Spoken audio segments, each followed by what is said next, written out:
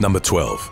CARLITO, VALE and THEMBA CABEKA. CARLITO, VALE and THEMBA CABEKA attempted to reach London together by illegally boarding a British Airways flight. They hid in a Boeing 747 departing from their native Johannesburg. The two men endured an 8,000-mile journey, though only one of them managed to survive. VALE's body collapsed from the nook they had been hiding in when the landing gear was deployed. His corpse was discovered on a roof close to the airport. CABEKA remained in critical condition after being rescued.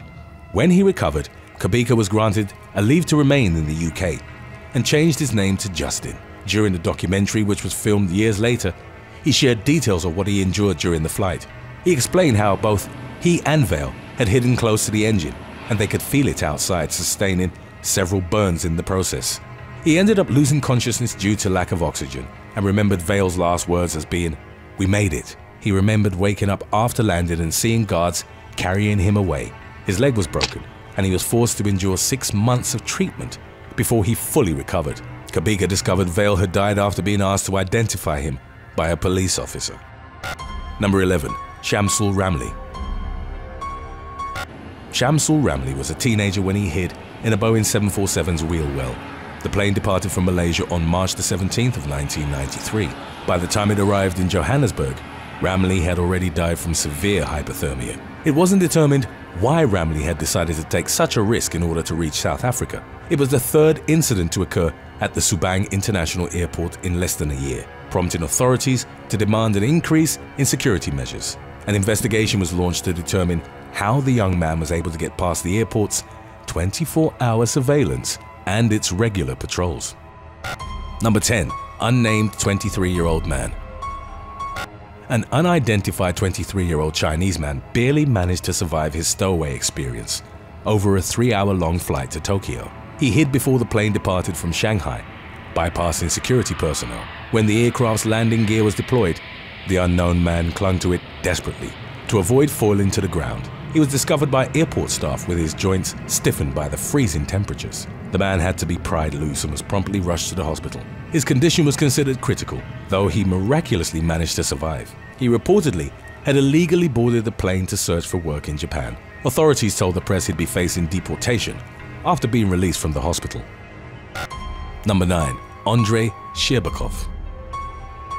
ANDREY SHCHERBAKOV endured a 2-hour flight from Perm to Moscow while hiding in the plane's wheel well.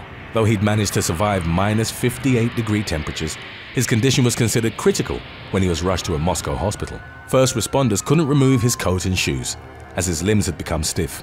After stabilizing him, the clinic refused to continue treating Sherbakov, and he was taken back to Perm. Due to severe frostbite, doctors had to remove his fingertips. With the risk of gangrene spreading further, it had become likely that Sherbakov would end up losing both his hands. Number 8. Victor Alvarez Molina. Victor Alvarez Molina received an urgent call from his wife warning him to leave Cuba at once. Though the threats against his life weren't revealed to the public, Alvarez Molina became desperate enough to hide in an airplane's landing gear as he attempted to leave the island.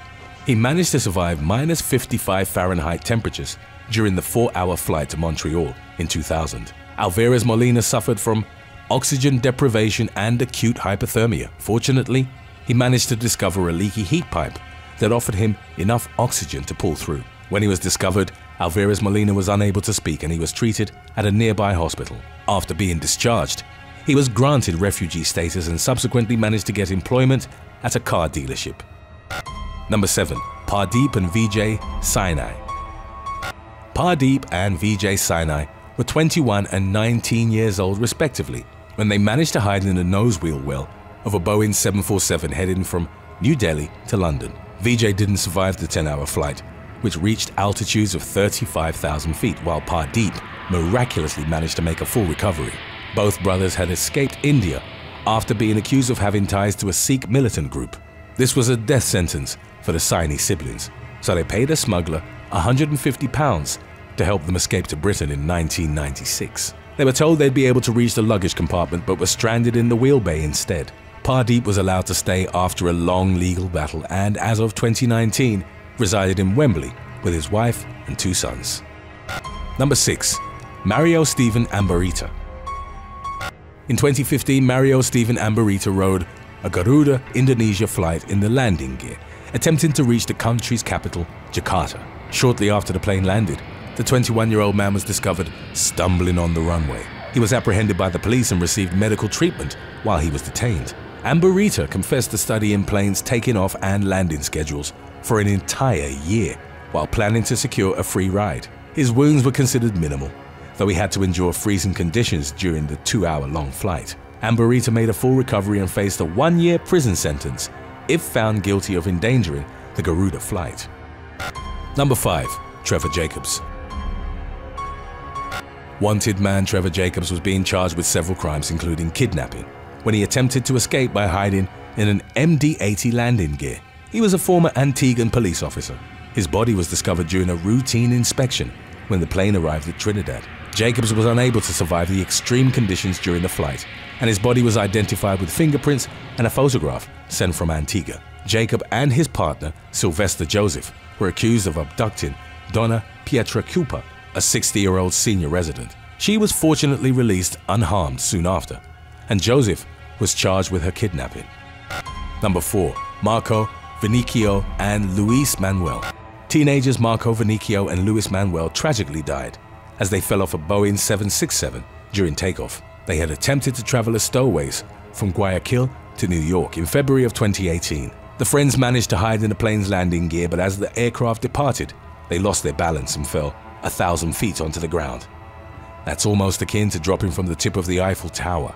When airport staff rushed to the scene, they were shocked to discover 2 young men on the runway, along with a suitcase containing clothes and $20 in cash. Though one of the teenagers was already dead, the other was critically injured and passed away 10 minutes later before he could be treated by first responders. It's unclear if the 2 men had fallen after being pushed out of the compartment by the plane's gears or if they attempted to jump after having second thoughts. Authorities managed to identify the bodies, discovering they were cousins attempting to leave their native Ecuador.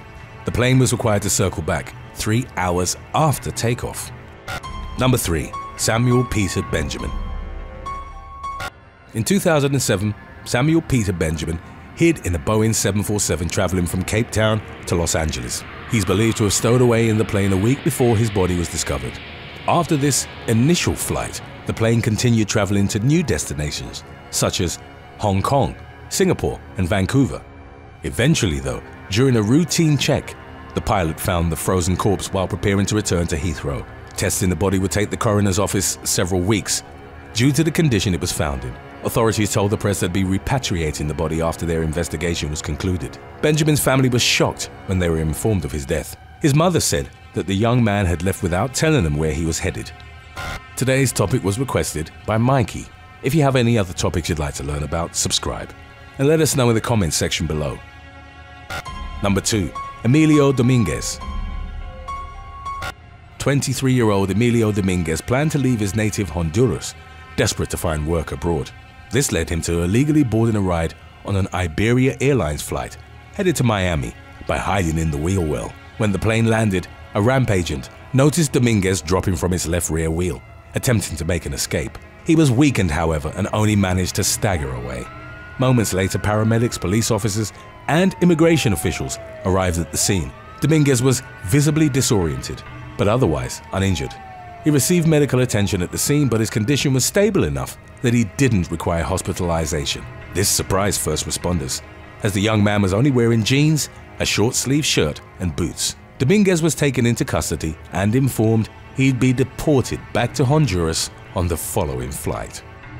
Before we move on, official They Will Kill You merchandise is now available at theywillkillyou.com. It's out of this world. Number 1. Fidel Maruhi. In 2000, Fidel Maruhi illegally boarded a plane leaving his native Tahiti, heading to Paris. The 24-year-old man had hid in the undercarriage of a Boeing 747 and gone unnoticed until the aircraft arrived at Los Angeles International Airport for a scheduled stopover. While the plane was being refueled, airport staff reported seeing a blanket sticking out of a compartment. Upon further examination, they discovered Maruhi lying unconscious in the undercarriage. His body temperature had dropped to 79 Fahrenheit. To put things into perspective, when a person's body temperature lowers between 91 and 85, They're usually unable to walk, feel drowsy and potentially fall into a stupor. Between 85 and 71, they may become unable to move or react to stimuli. Their blood pressure will drop and they might slip into a coma. MARUHI was dehydrated and suffering from acute hypothermia. After being treated for his condition and making a full recovery, MARUHI was prosecuted. He revealed that he'd wanted to travel to Paris to shake hands with Zinedine Zidane, a French soccer champion. Thanks for watching. Would you rather travel as a stowaway on a plane or as a prisoner on a pirate ship? Let us know in the comments section below.